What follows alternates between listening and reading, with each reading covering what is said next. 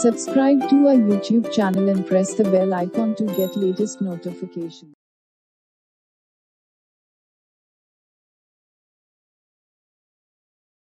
Assalamu alaikum dear students, hope all are doing good.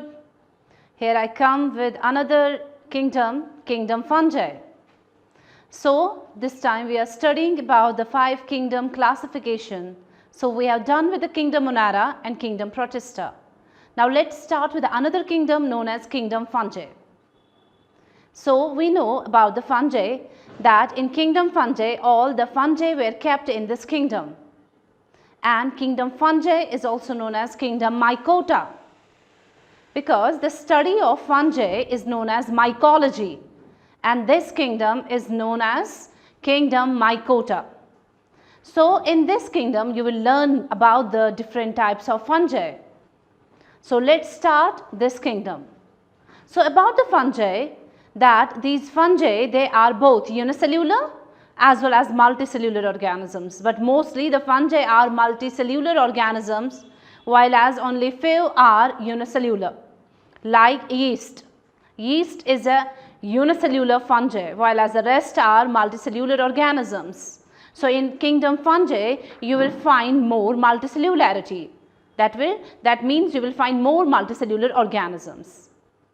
And this kingdom fungi, it includes all the multicellular fungi as well as the unicellular yeast. Now these organisms we have to study about their characteristics, and as I told you that the science which deals with the study of this fungi is known as mycology. And in this kingdom there are about 1 lakh different species present. Now let's start about the different characteristics. So first of all, these fungi, they are unicellular organisms, that means comprising of only one cell, or maybe more than one cell that comes in the multicellular organisms. And the unicellular organisms are yeast, fine, and the rest comes in the multicellular organisms. Now regarding these fungi now first of all let's talk about their body structure, how they look like. Usually we find that these fungi, they form the thread-like structures. Their life begins with a spore. First, that is a single cell, that spore. So from a spore an individual arises. Now how it arises? It arises in the form of thread-like structures, and that thread-like structure is known as hyphae. So when a hyphae is coming from the spore, fine, so that is a thread-like structure. Now this thread-like structure, fine, now it divides and form more and more thread-like structures. That means more and more hyphae are formed. So that means we can say in fungi what happened, from the spore an outgrowth is formed, fine, and this outgrowth is a thread-like structure, is known as hyphae. Now from this hyphae, several hyphae gets introduced, we can say. Now this form a mass of body with so many thread-like structure, and such type of structure is known as mycelium. So now we can say that fungi, their body structure is thread-like they are, and they are known as mycelium. And what mycelium is made up of? Mycelium is made up of several hyphae. But this is in case of multicellular organism. So that means if we are talking about the multicellular fungi, then we have to tell that its body is just like the mycelium. That means it is comprised of several hyphae. But when we are talking about the unicellular fungi, the example is yeast. Fine, yeast is a single cell that cannot form the hyphae or mycelium. Then how they are looking? But they are still looking like the hyphae-like structures, but how come? By the colonial formation. So several yeast, fine, sometimes we mislead it with the mycelium, but it is not basically the mycelium or the hyphae, but what it is basically, it is the different cells which come together, fine, and they form the hyphae-like structure. So this is about the body structure of the fungi. So fungi, the body structure is called as mycelium because of the formation of several hyphae. Okay, so this was about the body structure. Now let's talk about their cell wall. See, fungi also have a characteristic feature of having a particular cell wall. But this cell wall, when compared to the bacteria or when compared to the plants, it is totally different. Fine, because in case of bacteria, the cell wall is made of peptidoglycan, while as in case of plants, it is made up of cellulose. But when we are talking about the fungi, its cell wall is made up of chitin. So chitin is what? It is fungal cellulose. So its cell wall is made up of cellulose only, but that is the fungal cellulose known as chitin. Since these fungi, they are also eukaryotic organisms. Fine. So about the cell structure, we can say that they also have the compartmentalization inside the cell. They have a well developed cell, we can say. They have the well developed nucleus, and also they are comprised of, their cell is comprised of so many cellular organelles. That means they contain all the types of cellular organelles, but except one, and that is plastids. Plastids are not present in the fungus because they cannot do the photoautotrophism, they do not show, or we can say they cannot do the photosynthesis. So that is why plastids are not present in the fungal cell. All the organelles apart from the plastids, they are present in the fungal cell. Fine. So this was about the cellular structure. So they are the typical eukaryotic cell. Fine. They are comprised of the double membranous structures. Fine. So they have double membranes, the outer membrane, plasma membrane, and inside is the compartmentalization. And their nucleus is well developed, fine, containing genetic material and having a nuclear membrane outside. So this is about their cell structure. So cell structure made up of a cell wall, and cell wall is made up of chitin, and there is well developed cell. So this was about the cell structure. Then after this we will study about the another characteristic of fungus, and that is its nutrition. That what type of nutrition a fungus shows. See, a fungus, as I told you, it does not contain plastids. So it cannot show autotrophism. Fine. So fungus do not show autotrophic mode of nutrition. It only shows heterotrophic mode of nutrition. Now let's discuss about its heterotrophic mode of nutrition. So this fungus, or we can say the kingdom Mycota or the kingdom fungi, fine, the organisms which are present there, they show heterotrophic mode of nutrition. And now what are the various mode of nutrition which a fungus can show? Now a fungus either can be saprophytic, or some fungi they show parasitic mode of nutrition, or some fungi they show symbiotic mode of nutrition. So let's discuss this one by one. So first I told you about the saprophytic mode of nutrition. Usually all the fungi, most of the fungi we can say that they are saprophytic in nature. That means they can live on the dead and decay matter and obtain its nourishment from there. So saprophytic fungi now are those fungi which can obtain its nutrition from dead and decay matter. So in another way we can say they are the scavengers also, which can clean our earth also, isn't it? So they can clean our earth by decaying the dead organisms like the plants and the animals. Fine. So they are destroying those organisms and they can obtain their nutrition from that. So that is the saprophytic mode of nutrition. Now saprophytic mode of nutrition is shown by which fungi? So different type of fungi show the saprophytic mode of nutrition. Now some examples I can give you, like mucor is there, like penicillium is there. Fine. Like for example there is agaricus.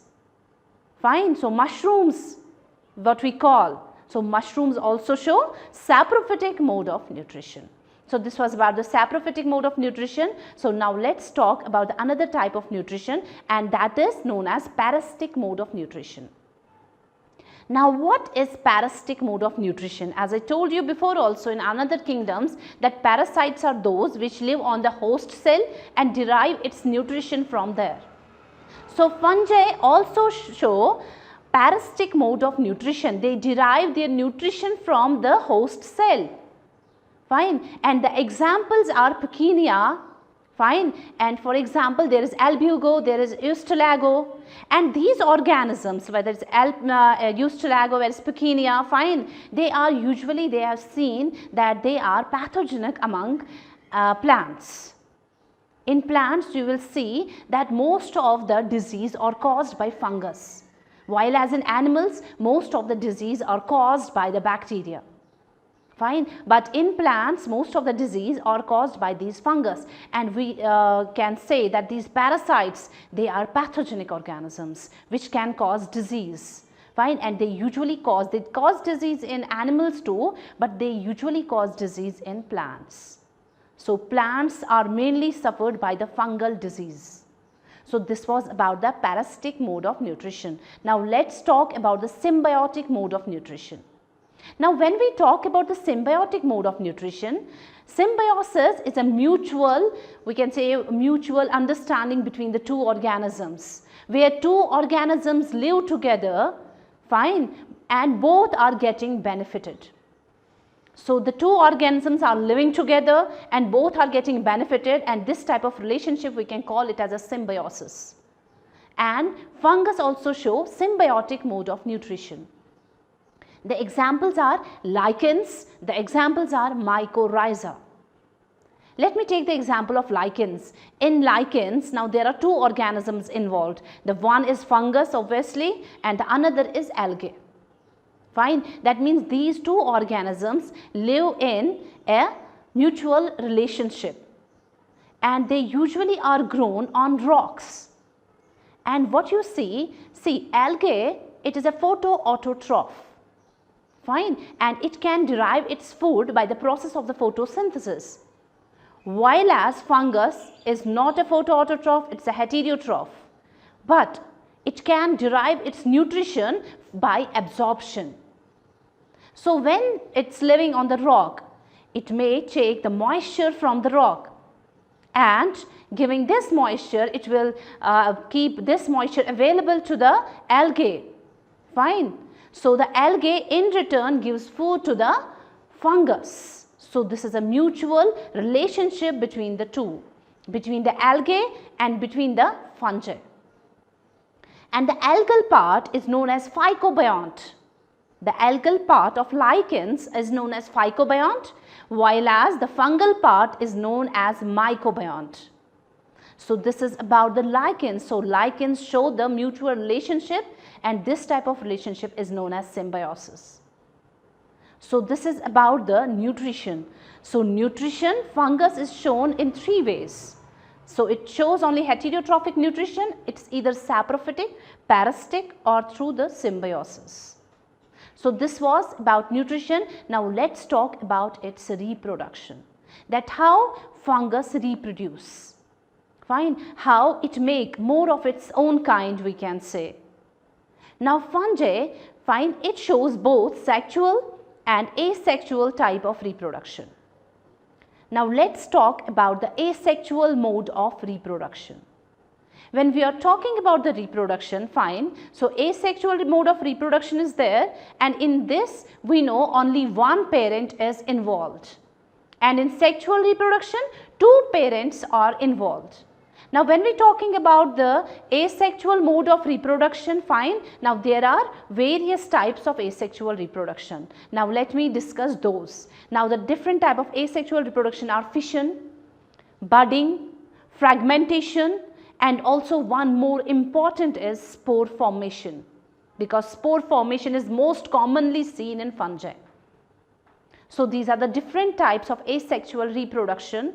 Fine. Now let me discuss this one by one, as we have already discussed fission in other kingdoms also. So binary fission is what? Simply division of one cell into two. Usually it will be seen in the yeast. So when a yeast is to be reproduced, fine, it will do the binary fission. So one parent cell is divided into two equal daughter cells. Now the second type is known as budding.